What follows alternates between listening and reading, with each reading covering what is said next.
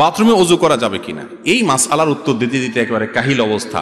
ভাই বাথরুমে অজু করলে কোনো গুনাহ হবে, অজু হবে না, এরকম কোনো বিষয় না। তবে টয়লেটের ভিতরে যেখানে টয়লেটের প্যান, কমোড এবং আপনার বেসিন বা আপনার টেপ একই জায়গায়, সেখানে অজুর আগে বিসমিল্লাহ বলবেন। ওই যে একটু আগে বললাম টয়লেটে বিসমিল্লাহ বলতে নাই, তাহলে বিসমিল্লাহ বলে অজু করলে আল্লাহর নামের অসম্মান হয়, সেজন্য বাইরে অজু করবেন।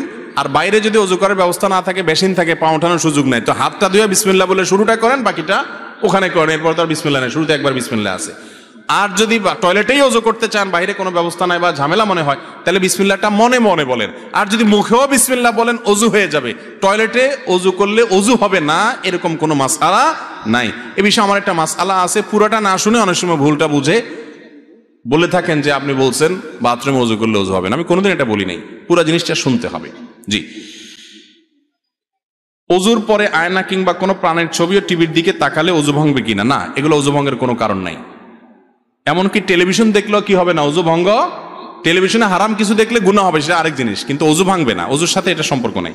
মহিলারা নামাজ আদায়ের সময় শরীরের কতটুকু অংশ ঢাকতে হবে? মাথা থেকে পা পর্যন্ত পুরাটুকু ঢাকবে, শুধু মুখমণ্ডলটুকু খোলা থাকবে, 2 হাতের কবজি খোলা থাকবে, 2 পায়ের পাতা খোলা থাকতে পারে। বুঝতে পারছেন কথা? এর বাইরে সব কিছু ঢেকে রাখতে হবে।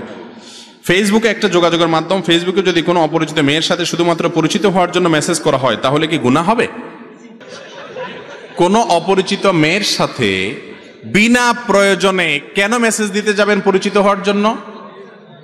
ভাইরা আমার, শয়তান প্রথম বলে যে একটু শুধু জিজ্ঞেস করো, হাই হ্যালো করো, এরপরে শুরু হয় হাই হ্যালো।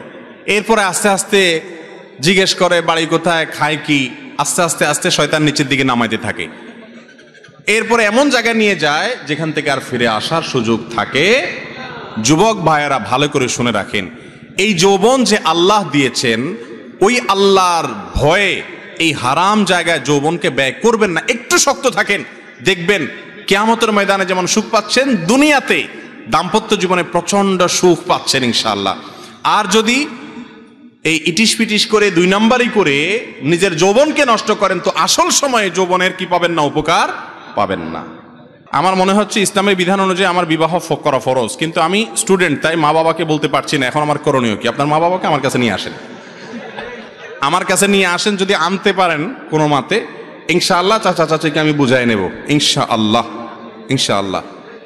আর আমার কাছে যদি নিতে পারেন কোনো ভালো আলেম, যিনি বিবাহের ফজিলত বুঝে, গুরুত্ব বুঝাতে পারে, চাচা চাচিকে বুঝাবে, তার কাছে ধরে নিয়ে যান মুরব্বীরে। বুঝতে পারছেন ভাইরা আমার? এই কথা আমি সবসময় বলি, সব জায়গায় বলি। আমার কথা না, নবী করিম সাল্লাল্লাহু আলাইহি সাল্লামের কথা। বিবাহ যদি দেরিতে করা হয়, সমাজ অশান্তিতে ভরে যাবে। এরপরেও বাপ মারা বুঝতে চান না এগুলা। আমাদের যুবকরা জেনা করতে চায় না, হালাল সম্পর্ক রাখতে চায়, উপার্জন করে না।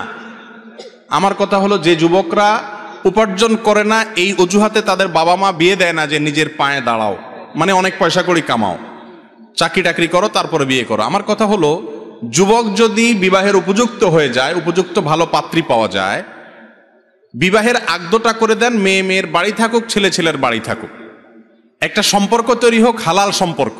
যেদিন উপার্জন করবে, চাকরি পাবে, ব্যবসা করবে, সেদিন সে মেয়েকে ঘরে তুলে এনে নিয়মতান্ত্রিক সংসার করবে। অন্তত সম্পর্কটা থাকুক। এমনিও সম্পর্ক করবে, হারাম সম্পর্ক করবে, তাহলে সেটা হালাল ভাবেই হোক। ঠিক না বে ঠিক? এটা যদি বাবা মারা বুঝেন, তাহলে তো সমস্যার সমাধান হয়। আল্লাহ তাআলা আমাদের বাবা মা এবং চাচা চাচিদেরকে হেদায়েত দান করুন, বলুন আমিন।